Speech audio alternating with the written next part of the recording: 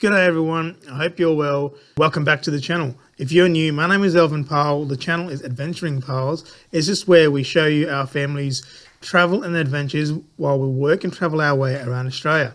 Thank you for clicking on this video.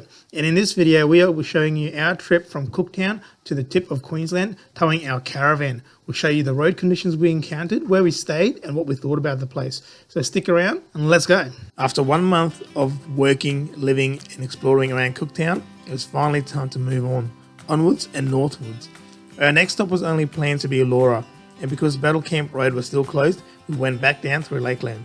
After settling down in Laura, all the boys came up with a fever, and we decided to stay put for a few days because in Laura at least we had a medical centre, which we utilised, and we got one of the best advices from any doctor I've seen, and he said, go and splash around in the creek down the road, which is exactly what we did. After a few days of good rest and some delicious food from the Laura Roadhouse, and also of course by the lovely wife, we were all feeling a lot better.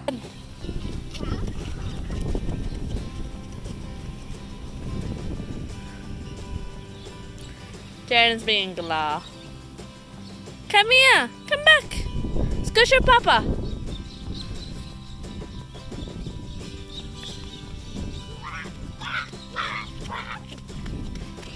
So we decided to check out the rock art at Split Rock. You can get guided tours to show you a lot more of the rock art here, but we just did the self-guided walk to Split Rock just because of the kids and we weren't feeling so good still. The Quincan rock art is regarded as one of the top 10 rock art sites in the world. Entry is just $5 per person in an honesty box, and as per the wishes of the traditional owners, we don't have any photos of the gallery, but trust me, it is amazing. There is a bit more to do in Laura, but for us it was time to pack up, hitch up and hit the road north again, and time to encounter our first bit of gravel on the PDR. The road conditions were surprisingly good and is often broken up by sections of sealed road, which makes the drive a lot easier. It didn't take too long before we reached Musgrave Station, where we stopped for lunch, and I also took the opportunity to air down a little bit more to make the road a bit more comfortable. Hitting the road again, we reached Cowan by mid-afternoon. We decided to fill up the tank this afternoon and also empty the Blackwater, so in the morning we were good to go. We pulled into the Northern Bend campsite. After some great guiding by my beautiful wife, we managed to bring the caravan in right by the riverbank for our very first and actually one of the best free camps we've ever been to. We spent the rest of the afternoon mucking around in the water as we've been told that there is no crocodiles in this area.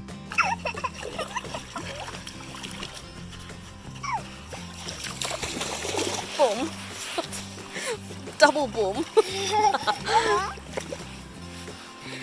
I'm a dunk. You did a dunk? I fell down in the water. You fell down in the water. Oh no. I fell down in my muddies. Oh, boom. Oh look, all the fish came too. All the little fish came. They followed you. Boom. The next morning, we cranked up the campfire and the wife got to making not one but two beautiful dampers. They kept us going for the next couple of days. After a bit more splashing around in the water, we decided it was finally time to pack up and hit the road again. You're just gonna come down. Yep.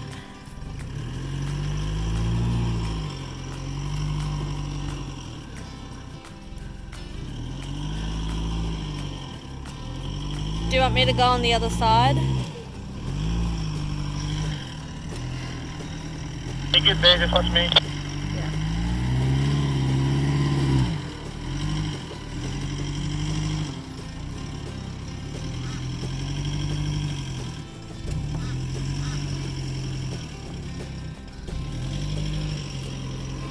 Looks good.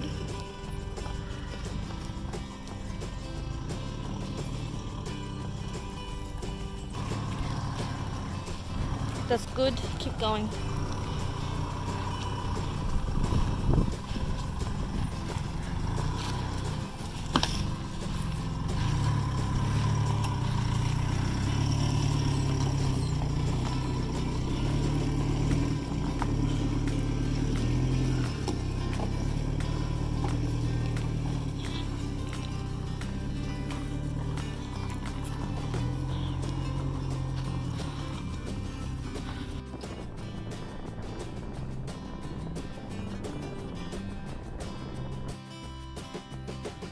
As you can see, we were here very late in the wet season and there was still plenty of water around. However, it wasn't really any issue for a car or caravan to do the crossings. Heading north along Telegraph Road, we encountered a problem with the Triton. We had split the intercooler hose. I tried to do a fix up on the side of the road, but it didn't last too long. So we decided to call the day early and pull into Moulton Telegraph Station to see if we can find a part or mend it a bit better. After checking into Moulton Station, I used their telephone because we had no cell signal. I called Weeper to see if they had parts, and they said they don't and it'll be a few days to get it in. So I figured I may as well try and patch it up and keep going to Bamaga and get the part delivered there. One thing I noticed up in the Cape is as soon as you open your bonnet, people gather around to help you, which is awesome. So with help from our neighbour and from the station hand, we managed to fix the pipe temporarily. With that done, we headed down the back of the station down to the river to check it out. I saw my neighbour that helped me pull out 2 nice sooty grunters in about 5 minutes, so I made sure I was going to be back here on the way back down. We really loved our stay at Moulton Telegraph Station, so much so we made sure we stayed here on the way south. But for now, we have to keep going north. Just up the road, we found Bramwell Junction. This is the start of the old telegraph track, and we had planned initially to park up here, leave the caravan, and do the track just with the car.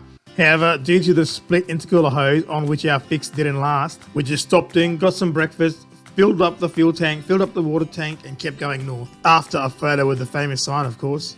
Heading north from Bramwell Junction, we encountered some of the roughest roads of our whole journey. However, we took it slow and steady, and we eventually got to the ferry site. We had initially planned to camp at the Jardine River ferry site. However, we were doing so well on time, we decided to keep going to Sacia. For us, coming on and off the Jardine River ferry was the hardest obstacle we did with the caravan. And in the future, if I go again, I would get some other larger tyres or even consider doing an axle flip to gain a little bit more height and clearance. We literally just scraped it through, scraping the rear bar on the way in and out. For reference, we have a 2010 model Jayco Expander Outback, which is classified as a semi-off-road caravan. It's standard height with standard tyres, and the suspension is just leaf springs with shock absorbers. I do plan on making a detailed video about caravanning up to the Cape, including all the stops where we have powered site, water or black water, so stay tuned for that. And if you haven't subscribed, make sure you subscribe so you don't miss that one. The roads north of the Jardine River was actually some of the best roads we came across, and it didn't take long before we got to Sacia. In Sacia, we were given a beautiful campsite right under the coconut trees, make us feel right at home. I got to setting up the caravan while the kids and the wife went exploring and checking out the beautiful scenery. We initially chose to stay at Sacia Caravan Park because it was closest to the wharf, and we'd have to leave our car and caravan behind and catch the ferry to TI to work for a month. However, after spending 1 month at the Sacia campgrounds, we found that it is the best one for us. It's really close to the wharf where the fishing is awesome, and we spend most of our days fishing. And also it has the Northern Cape's only dump point straight across the road, which is very handy for caravanners. As well as all that, we had a seemingly endless supply of coconuts, which kept everyone very happy. I don't want to make the videos too long, so I'll wind it up here. However, stay tuned for the next part in this series where we are exploring around the tip of Queensland. We are going to be checking out some World War II plane wrecks and some awesome sights along the way. And I also get to meet one of my heroes, Mr. Buckaroony.